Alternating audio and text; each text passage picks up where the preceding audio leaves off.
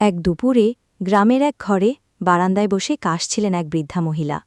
তার চোখে ক্লান্তি, গলায় কষ্ট। তাকে দেখার মতো কেউ নেই।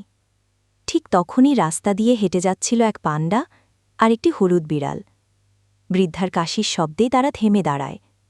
বিড়াল আর পান্ডা এগিয়ে এসে জিজ্ঞেস করে, চাচি, আপনি কি অসুস্থ? বৃদ্ধা মলিন মুখে হাসেন। হ্যাঁ বাবা, কয়েকদিন ধরেই খুব কষ্টে আছি। ঔষধ ফুরিয়েছে, বাজারেও যেতে পারি না।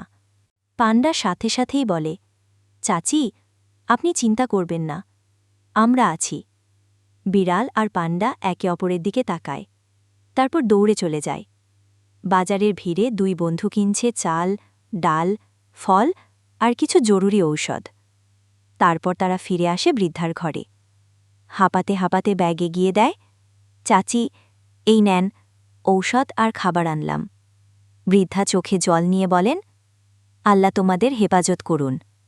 বিড়াল আর পান্ডা মাথা নিচু করে হাসে। তারপর তারা বারান্দার সামনে দাঁড়িয়ে একসাথে বলে ওঠে, ভালোবাসা আর সহানুভূতির কোনো জাত, ভাষা বা রূপ নেই, শুধু একটা মন দরকার।